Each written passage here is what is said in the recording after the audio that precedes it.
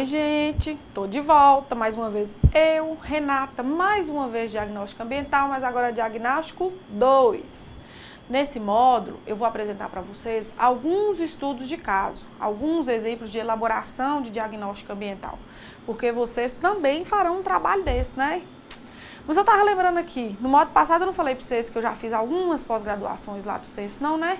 Eu já fiz pós em docência do ensino superior, em gestão e orientação e supervisão escolar também. Mas vamos à nossa recomendação de sempre.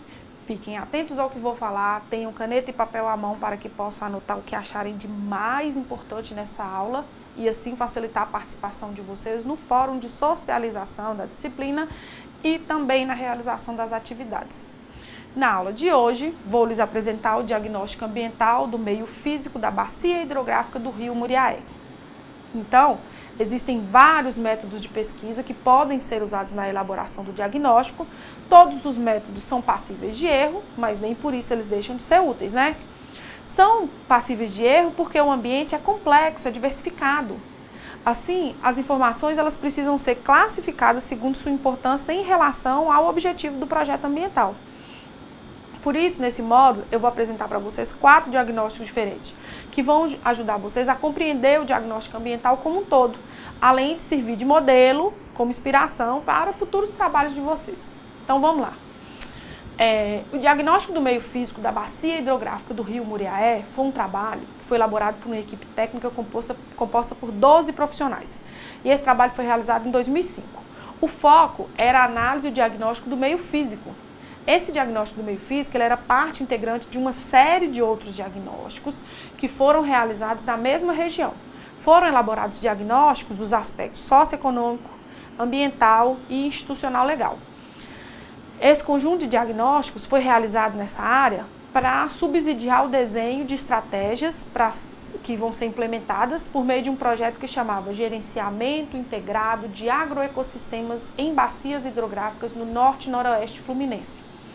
E o objetivo desse projeto de gerenciamento integrado era apoiar os agricultores de base familiar na transição de uma agricultura não conservacionista para uma agricultura sustentável.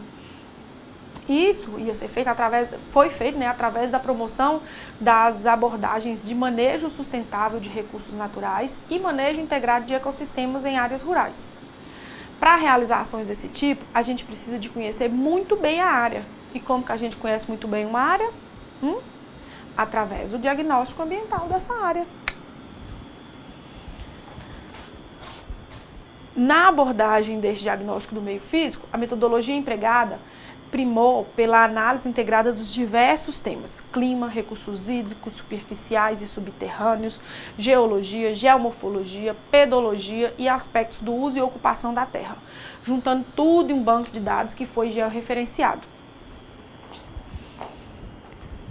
Só para lembrar, georreferenciar uma área significa definir sua forma, sua dimensão, localização, através de métodos de levantamento topográfico. O método mais usado atualmente é o faladíssimo GPS, que é o Global Position System.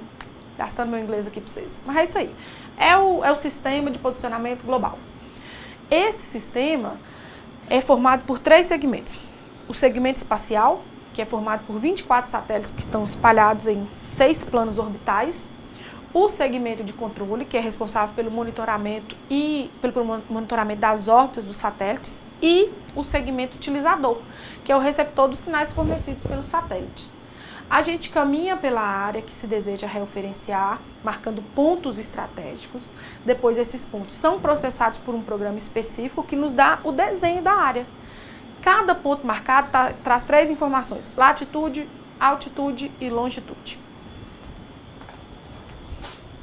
Por exemplo, para demarcar essa área da imagem, durante o caminhamento pelo terreno, se marcou 5 pontos, que representam os vértices da figura. É importante que durante a marcação dos pontos se anote uma breve descrição de cada ponto, para saber onde começa e onde termina o caminhamento. Onde tem alguma coisa que é referência, tipo uma casa, um monumento, uma árvore, mas não é qualquer árvore também não, todas as árvores. É se tiver alguma árvore que seja referência. Então, a gente marca o ponto no aparelho de GPS e anota uma descrição desse ponto numa folha, para depois, quando descarregar os dados no programa, saber identificar. Voltando a falar sobre nosso diagnóstico ambiental, o rio Muriaé, ele é formado pela confluência dos rios Bom Sucesso e Samambaia. Ele possui 300 km de extensão, abrangendo 26 municípios ao todo. 19 municípios no estado de Minas Gerais e 7 municípios no estado do Rio de Janeiro. Na parte fluminense, o rio Muriaé se desenvolve numa região plana, constituindo planícies de inundação nas grandes cheias. Aqui nesse mapa, a gente vê de amarelinho a bacia dos rios Muriaé e Pomba. Aqui é a divisa dos estados de Minas Gerais e do Rio de Janeiro. Deixa eu mostrar para vocês aqui a divisa, que tá ruim aqui para poder enxergar. Mas é aqui assim, ó, a divisa dos estados. Esse que tá pintadinho de azul, aqui, ó, essa partezinha azul, é a bacia do rio Muriaé. A parte... Deixa eu voltar. Falta um pedaço. A partir da integração das informações relativas à geomorfologia e pedologia da bacia do rio, foram obtidas 6 zonas agroecológicas distintas. E essas zonas é que serviram de base para o trabalho da equipe de campo. Ou seja, essas zonas passaram a ser consideradas as unidades básicas do diagnóstico do meio físico. Então, voltando a falar sobre o nosso diagnóstico ambiental. O rio Muriaé, ele é formado pela confluência dos rios Bom Sucesso e rio Samambaia. Ele possui 300 km de extensão, abrangendo 26 municípios ao todo. 19 municípios no estado de Minas Gerais e 7 no estado do Rio de Janeiro. Na parte fluminense, o rio Muriaé se desenvolve em uma região plana, que constitui uma planície de inundação nas grandes cheias. Nesse slide aqui, a gente tem todos os municípios do Rio de Janeiro e pintadinho de azul a bacia do rio Muriaé. A partir da integração das informações relativas à geomorfologia e pedologia da bacia do rio, foram obtidas 6 zonas agroecológicas diferentes. E essas zonas é que serviram de base para o trabalho da equipe de campo. Ou seja, essas zonas, gente, passaram a ser consideradas as unidades básicas para o trabalho do diagnóstico do meio físico. Aqui são as zonas agroecológicas que foram definidas com base na geomorfologia e pedologia do solo da região. A legenda não está muito boa, mas é assim. Umas partes vermelhinhas, pequenininhas, que a gente consegue ver aqui, representa a área urbana. A parte azul clara é a água, que está assim no meio. Essas partes verde escura, magrinha, próximo da água, representam uma ilha que tem na região. Esse verde claro são as planícies aluviais e as planícies aluviais hidromórficas. O roxo são as planícies fluvio-marinhas. O amarelo são as zonas de tabuleiro, o marrom mais claro representa o relevo colinoso e o relevo colinoso suave, que é o tipo de relevo predominante na área, e o marrom mais escuro é o relevo montanhoso e montanhoso escarpado. E o azul é o relevo escarpado. Olha, em relação ao clima, eles analisaram os aspectos climatológicos, os fatores estáticos, que são localização geográfica e topografia, e os aspectos dinâmicos, que são as massas de ar, a tipologia climática, o regime térmico, precipitação e deficiência hídrica. Já em relação aos recursos hídricos, se estudou os recursos hídricos superficiais e subterrâneos. E para os estudos geológicos, eles analisaram a geologia regional, o contexto geológico local, a geologia econômica, que fala um pouco sobre a parte de mineração da região, a geomorfologia, a pedologia e o uso da terra. É muita coisa, não é? Por isso que, como eu disse, o diagnóstico ambiental é uma atividade executada por uma equipe que tem que ser multidisciplinar. O trabalho apresentado, ele descreve de forma detalhada 4 dessas 6 zonas que foram definidas no início do estudo. Ele descreve as zonas 1, 4, 5 e 6. A zona 1 é a zona de planícies aluviais e planícies aluviais hidromórficas. Ela corresponde às áreas predominantemente planas, decorrentes da deposição de sedimentos argilo-arenosos ou arenoso-argilosos, que são coisas diferentes, viu? No solo argiloso-arenoso é maior a quantidade de argila. Outra coisa que pode se constatar com essa deposição que é recente. É na zona 1 que estão as explorações de argila e areia da região. E em relação ao uso das terras, as planícies aluviais e aluviais hidromórficas são utilizadas predominantemente por pastagens, cerca de 79% da área empastada. Outra zona destacada pelos autores foi a zona 4, que foi classificada como relevo colinoso e relevo suave colinoso. A maior parte dessa área é coberta por pastagens, ela apresenta apenas fragmentos de vegetação natural, que se encontram principalmente nas partes mais declivosas do terreno, e totaliza pouco mais de 6% da área. Na zona 4 se encontra um afluente do rio Muriaé, que é o rio São Domingos, que eu perdi porque sumiu. Na zona 4 se encontra um afluente do rio Muriaé, que é o rio São Domingos, e as propriedades rurais da região são pequenas e se dedicam principalmente à atividade pecuária de leite e de corte, olericultura e fruticultura. A zona 5 foi chamada de relevo montanhoso e relevo montanhoso escarpado. Escarpado quer dizer íngreme, viu, gente?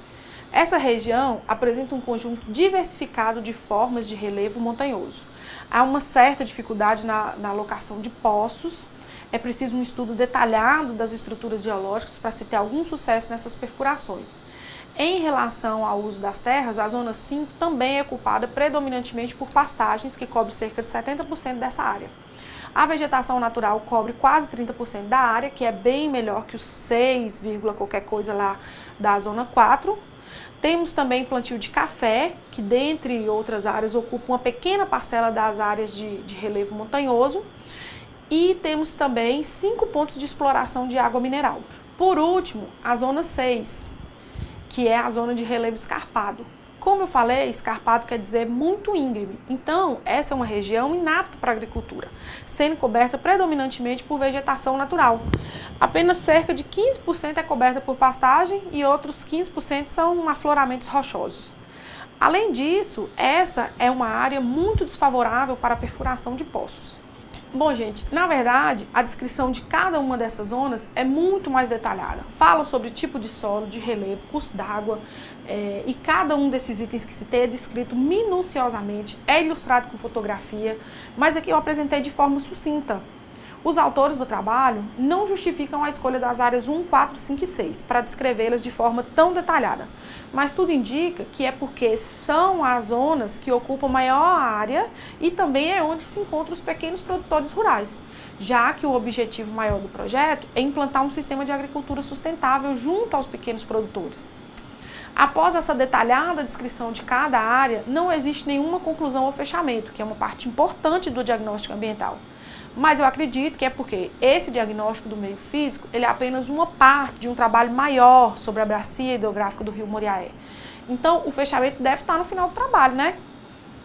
As principais fontes de pesquisa bibliográfica foram publicações de estudos técnicos elaborados por órgãos públicos que lidam diretamente com recursos naturais no Brasil, como o Serviço Geológico do Brasil, que é conhecido pela sigla CPRM, porque antigamente chamava Companhia de Pesquisa de Recursos Minerais, e outra fonte muito consultada é o Departamento de Recursos Minerais do Rio de Janeiro.